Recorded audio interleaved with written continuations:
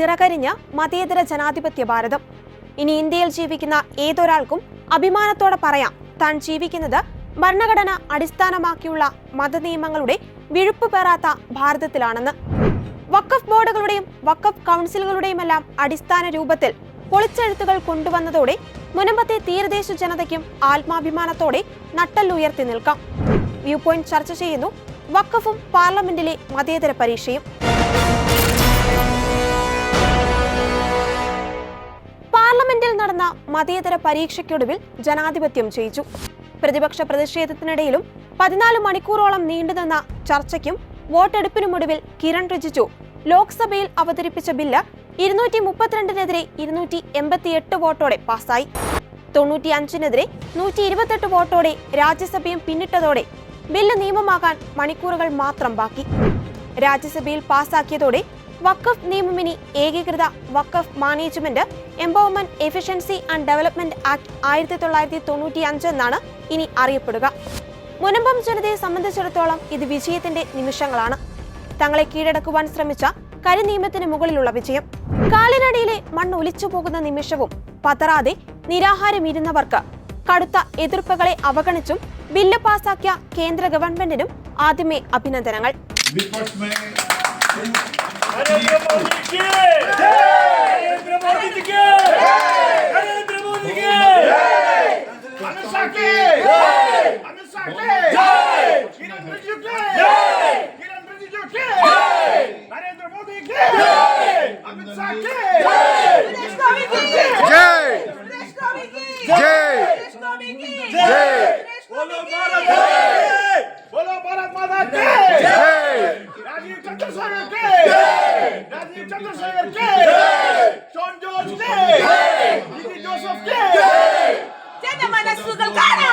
ജനമനസ്സുകൾ കാണാതെ ജനഹിതങ്ങൾ അറിയാതെ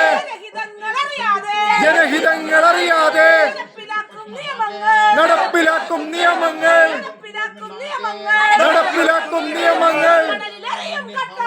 കടലിലെറിയും കട്ടായം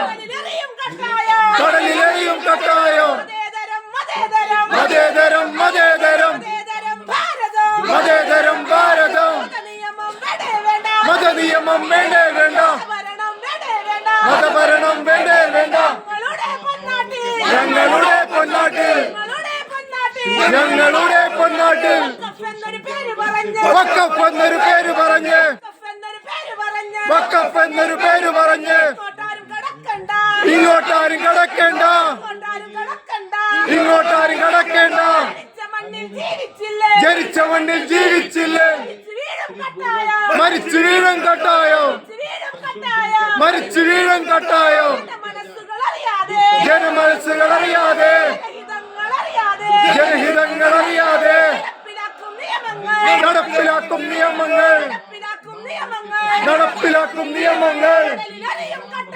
കടലിലെറിയും കട്ടായം പറയുവതാരെന്നറിയാമോ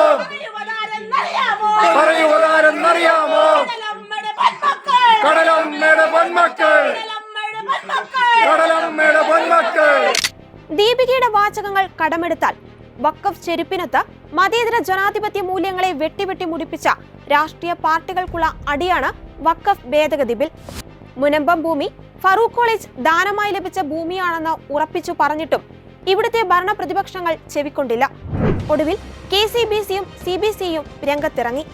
അഭ്യർത്ഥനകളെ കാറ്റിൽ പറത്തിയെന്ന് മാത്രമല്ല, നിഷ്കരണം തള്ളിക്കളയുക കൂടി ചെയ്തു. ഇതൊരു മുന്നറിയിപ്പാണ്, ജനാധിപത്യ വിശ്വാസികൾക്കുള്ള മുന്നറിയിപ്പ്. നെല്ലും പതിരും വേർതിരിച്ചറിയുവാൻ ഇതൊരവസരമാണ്. 610 കുടുംബങ്ങളെ വഴിയാധാരമാക്കുന്ന കാടൻ നിയമത്തിന്റെ കുരുക്കിൽ നിന്നും മോചിപ്പിക്കാൻ ആരൊക്കെ നിങ്ങൾക്കൊപ്പം ഉണ്ടായിരുന്നുവെന്ന് തിരിച്ചറിയുവാനുള്ള അവസരം. വോട്ട് നൽകി ജയിപ്പിച്ചുവിട്ട പ്രതിനിധികൾ നടത്തിയ പൊള്ളയായ വാദഗതികളിൽ ഇനിയെങ്കിലും അടിപതറരുത്. പറയുവാനുള്ളത് എറണാകുളം MPയോടാണ്. പാർലമെന്റിൽ എത്തിയതിനു ശേഷമെങ്കിലും നിങ്ങൾക്ക് ഇവരുടെ പ്രശ്നം ഒന്ന് പഠിക്കാമായിരുന്നു. മുനമ്പം പ്രശ്നം എങ്ങനെ പരിഹരിക്കണമെന്ന് നിങ്ങൾ ആലോചിക്കേണ്ടത് സഭയിൽ ബില്ല് അവതരിപ്പിക്കുമ്പോൾ ആയിരുന്നില്ല. നിങ്ങളെ ഓർത്ത് മുനമ്പം ജനതയ്ക്ക് ഖേദം മാത്രം. Sir, the Waqf Amendment Bill 2025 is to infringe the rights of the minorities of this country. The entire presentation of the bill by the Honorable Minister was presented in such a way that this is the one and only solution and remedy for the minorities of this country. Sir, the bill will destroy the secular fabric of our country. The bill is anti-constitutional. The bill is anti-minority. So we strongly oppose this bill, sir. Sir, it violates the Article 25 shredding religious freedom by imposing non-Muslims on Waqf boards and handing sacred properties to the district collectors. This isn't a reform. It's a blatant assault on the secular constitution. Sir, I would like to ask a very direct question to the Honorable Minister. You have so much of love for Christians these days. You were mentioning about the Munambam issue in my constituency. There are around 610 families living in the coastal belt of Munambam in the Pallipuram Panchayat. Their revenue rights have been denied from 2022.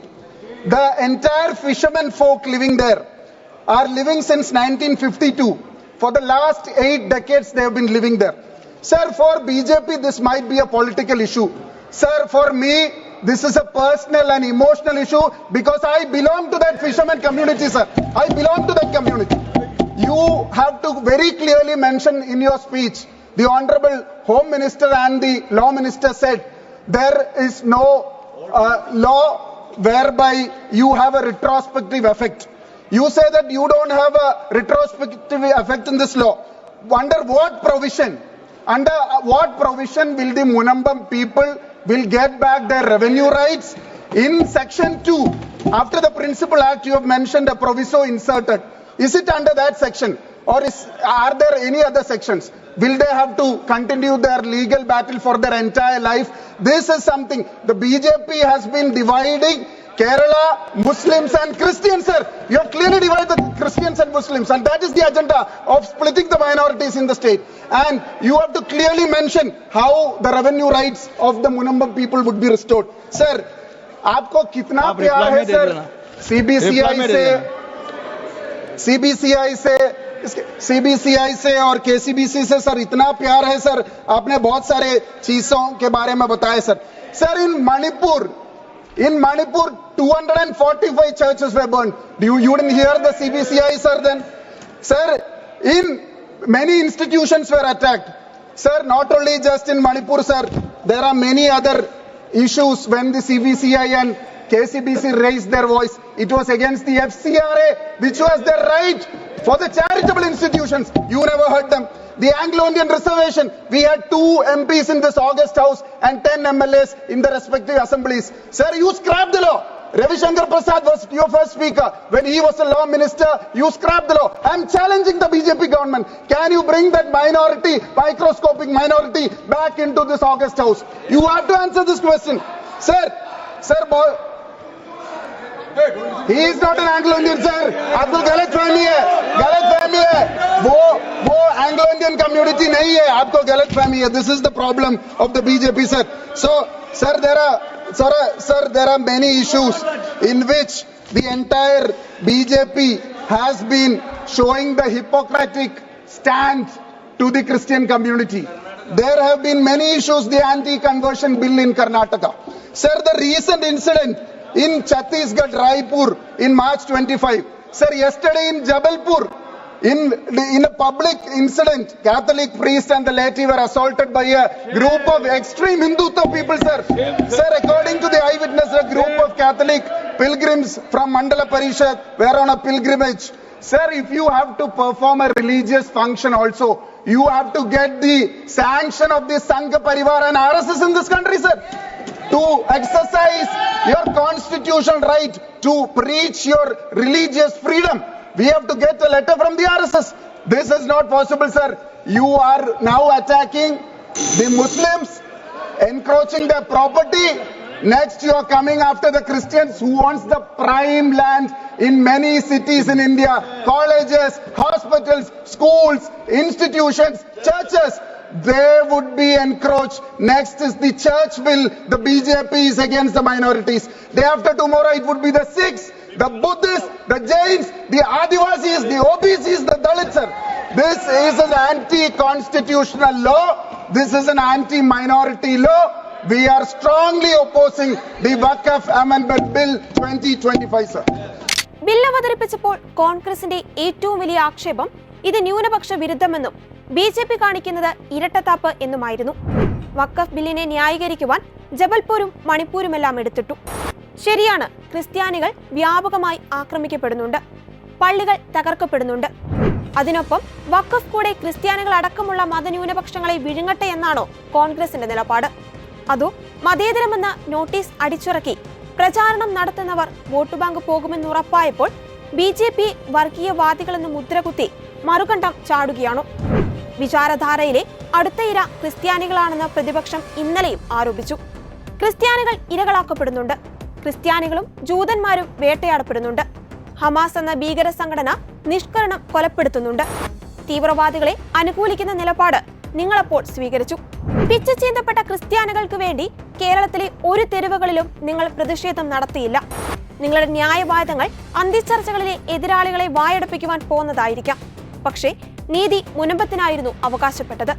Bill ലോക്സഭയിൽ അവതരിപ്പിക്കുവാൻ കിരൺ റിജിജുവിന് ശക്തി പകർന്നത് ഇന്നാട്ടിലെ ന്യൂനപക്ഷങ്ങളുടെ പിന്തുണയായിരുന്നുവെന്ന് അദ്ദേഹം ഉറക്കെ പ്രഖ്യാപിച്ചു.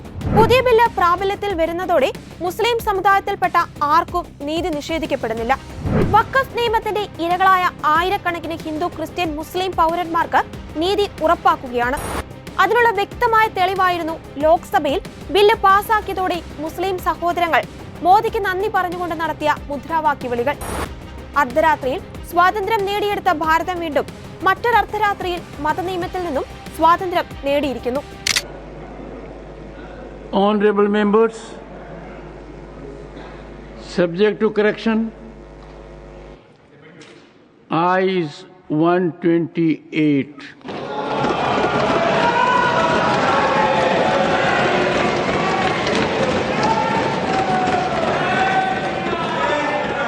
Noes 95.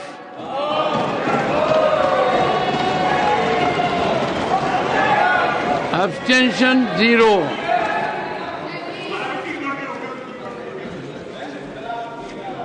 The bill is passed.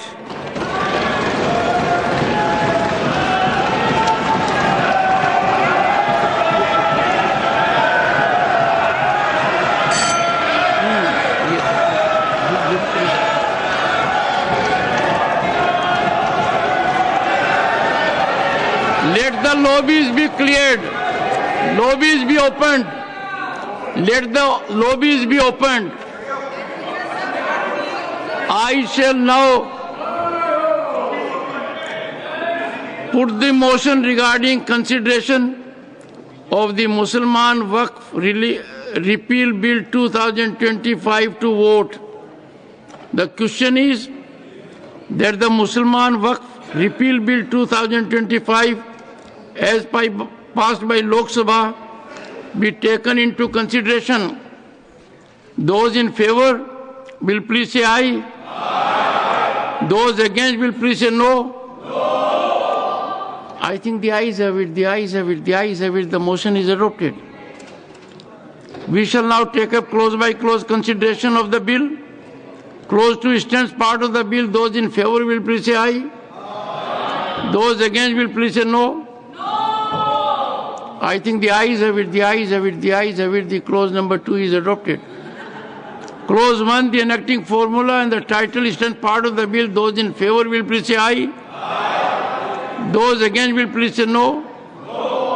I think the ayes have it, the ayes have it, the ayes have it. Clause 1, the enacting formula and the title are adopted. Shri Kiran Rijuji to move that the bill be passed. Sir, I move that the bill be passed. Motion moved that the bill be passed. The question is that the bill be passed. Those in favor will please say aye. Those against will please say no. I think the ayes have it, the ayes have it, the ayes have it. The bill is passed. ബില്ലിന് മുൻകാല പ്രാബല്യം ഇല്ലാത്തതിനാൽ മുനമ്പം ജനതയെ രക്ഷിക്കുവാൻ ഈ നിയമത്തിന് ആകില്ലെന്നായിരുന്നു പ്രതിപക്ഷ കക്ഷികളുടെ പ്രധാന വാദം.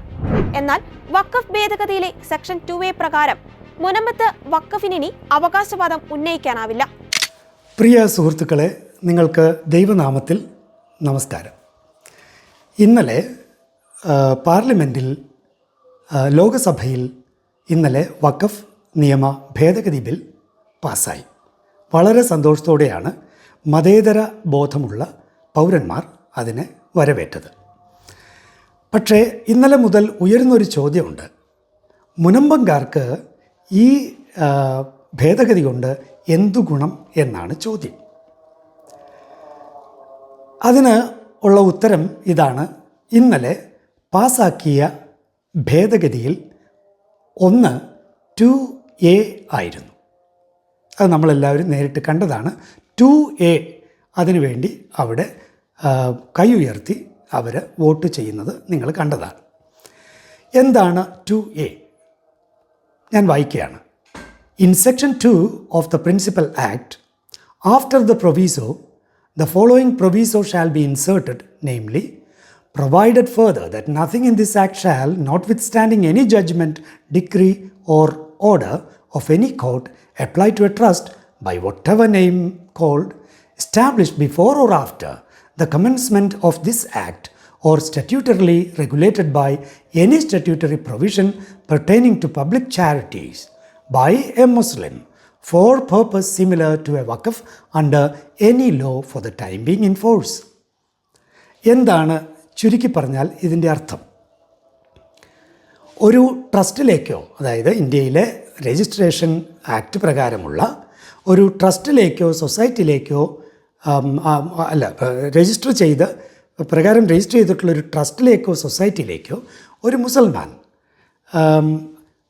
ഈ പർപ്പസോടുകൂടി, ഏത് പർപ്പസോടുകൂടി? വഖഫിന് തുല്യമായ പർപ്പസോടുകൂടി ഒരു ട്രസ്റ്റിലേക്കോ സൊസൈറ്റിയിലേക്കോ ആണ് നൽകുന്നത് എങ്കിൽ ആ കാര്യങ്ങൾ, ആ വസ്തുവകകൾ നടത്തിക്കൊണ്ടു പോകുന്നത് അത് വഖഫ് രീതിയിലായിരിക്കില്ല, മറിച്ച് ട്രസ്റ്റിൻ്റെയോ സൊസൈറ്റിയുടെയോ നിയമം അനുസരിച്ചായിരിക്കും. ഇത്തരത്തിൽ ഒരു നിയമം ഭേദഗതി വന്നു. അത് പറയുമ്പോൾ ഓർക്കണം, സെക്ഷൻ 2 എന്തിനു വേണ്ടിയുള്ളതാണ്? അത് നേരത്തെ തന്നെയും 95 ആക്ടിലും 54 തന്നെയും എക്സെപ്ഷന് വേണ്ടിയുള്ളതാണ്. എന്താണ് എക്സെപ്ഷൻ? വഖഫ് ആക്ടിൽ നിന്ന് ആർക്കെങ്കിലും എക്സെപ്ഷൻ ഉണ്ടോ? ഇതുവരെ ഒരു കൂട്ടർക്കാണ് എക്സെപ്ഷൻ ഉണ്ടായിരുന്നത്, അജ്മീറിലെ ദർഗയ്ക്ക്. പക്ഷേ ഈ ഭേദഗതിയിലൂടെ രണ്ടാമതൊരു എക്സെപ്ഷൻ കൊടുത്തിരിക്കുകയാണ്. അതാണ് proviso, second proviso. First proviso നേരത്തെ പറഞ്ഞത്, ഇത് സെക്കൻഡ് പ്രൊവിസോ. ഇതിലൂടെ രസകരമായ കാര്യം, ഓൾറെഡി ഏതെങ്കിലും കോടതി ഇതിനെ, ഈ വസ്തുവിനെ, ലാൻഡിനെ മറ്റോ ഓൾറെഡി ഇതിനെ ഒരു വഖഫായി ഒരു കോർട്ടിൻ്റെ ജഡ്ജ്മെൻറ്റ് ഉണ്ടെങ്കിലും, ഇനി ഡിക്രി ഉണ്ടെങ്കിലും അല്ലെങ്കിൽ ഓർഡർ ഉണ്ടെങ്കിലും, ഇതൊന്നും ഈ ഭേദഗതിയിലൂടെ ഇനി അതിന് ബാധകം ആയിരിക്കില്ല. മുനമ്പത്തെ വിഷയത്തിൽ നിങ്ങൾക്കറിയാം, അവിടെ ആകെ ഉള്ളത് എന്താണ്? ഓർഡറാണ്. ആരുടേതാണ്? അത് വഖഫ് ബോർഡിൻ്റെ ഓർഡറാണ്, കോർട്ട് ഓർഡറൊന്നുമല്ല, വഖഫ് ബോർഡിൻ്റെ ഓർഡറാണ്. പിന്നെ അത് വഖഫ് ആണോ അല്ലയോ എന്ന് ഏതെങ്കിലും കോർട്ട് ഇതുവരെ പറഞ്ഞിട്ടുണ്ടോ? പറഞ്ഞിട്ടില്ല. ആകപ്പാടെ ട്രൈബ്യൂണലിൻ്റെ മുമ്പിൽ ആ നടപടി മുന്നോട്ട് പോയിക്കൊണ്ടിരിക്കുകയാണ്.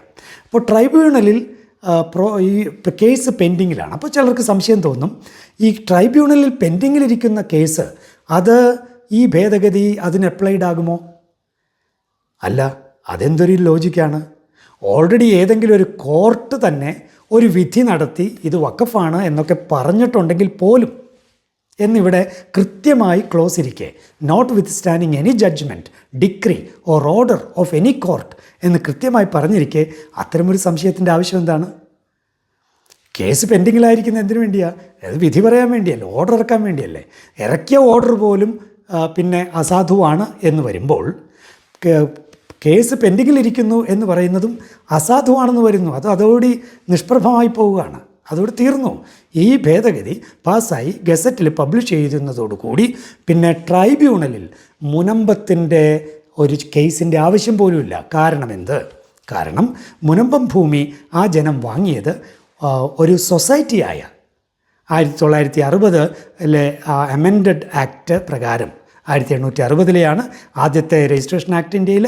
ഇത് 1960 ആക്ട് പ്രകാരം രജിസ്റ്റർ ചെയ്തിട്ടുള്ള സൊസൈറ്റിയായ ഫറൂഖ് കോളേജിൽ നിന്നാണ് അവരത് വാങ്ങിയിരിക്കുന്നത്. അങ്ങനെയുള്ള ആ സ്ഥലം ഇത് ഒരു വഖഫ് ഭൂമിയേ അല്ല. അത് വഖഫ് ബോർഡ് ക്ലെയിം ഉണ്ടെങ്കിൽ പോലും വഖഫ് ഭൂമി അല്ല എന്നാണ് ഈ ഭേദഗതിയിലൂടെ വന്നിരിക്കുന്നത്. മറിച്ച് ആ സൊസൈറ്റിക്ക് ഇഷ്ടമുള്ളതുപോലെ കാര്യങ്ങൾ കൈകാര്യം ചെയ്യാം. അത് ഓൾറെഡി അവർ കൈകാര്യം ചെയ്തു. അവർക്ക് ലഭിച്ച ഗിഫ്റ്റ് ഡീഡിൽ അത് പറഞ്ഞിട്ടുണ്ടല്ലോ, ക്രയവിക്രയ സ്വാതന്ത്ര്യം. അത് അവരുപയോഗിച്ചു. ആ സൊസൈറ്റിയിൽ നിന്ന് ഇവർ കാശ് കൊടുത്ത് വാങ്ങി. അതോടുകൂടി ആ പ്രശ്നം തീരുകയാണ്. പക്ഷേ ചിലർ ചോദിക്കാം, അപ്പോൾ ഇതിന് റിട്രോസ്പെക്റ്റീവ് ഇഫക്റ്റ് ഉണ്ടോ? അമിത്ഷാ പറഞ്ഞല്ലോ വഖഫ് നിയമത്തിൻ്റെ ഭേദഗതിയിൽ റിട്രോസ്പെക്റ്റീവ് ഇഫക്റ്റ് ഇല്ല എന്ന്. അമിത്ഷാ പറഞ്ഞത് കൃത്യമാണ്. വഖഫ് ആയിട്ടുള്ള കാര്യങ്ങളുടെ ഭേദഗതിയിൽ റിട്രോസ്പെക്റ്റീവ് ഇഫക്റ്റ് ഇല്ല. മറിച്ച് ഇതിനുണ്ട്. ഏതിന്? സൊസൈറ്റിയുടെയോ ട്രസ്റ്റിൻ്റെ, അതായത് വഖഫിൽ നിന്ന് എക്സെപ്ഷൻ ഉള്ളവയ്ക്ക് ഉണ്ട്. അതാണ് before or after the commencement of this act എന്ന് കൃത്യം ഇതിൽ പറഞ്ഞിരിക്കുന്നത്. അതുകൊണ്ട് ആരും അസ്വസ്ഥപ്പെടരുത്. ചിലർക്കിത് ബുദ്ധിമുട്ടുണ്ട്. ഇത് മുനമ്പത്തുകാരെ രക്ഷപ്പെട്ടതിൽ ചിലർക്ക് അസ്വസ്ഥതയുണ്ട്. അതിൻ്റെ പ്രകടനങ്ങളാണ് ഇതെല്ലാം. ദൈവം നിങ്ങളെ അനുഗ്രഹിക്കട്ടെ. മുനമ്പംകാർക്ക് എത്രയും പെട്ടെന്ന് എക്സിക്യൂഷൻ ഈ രീതിയിൽ നടക്കും.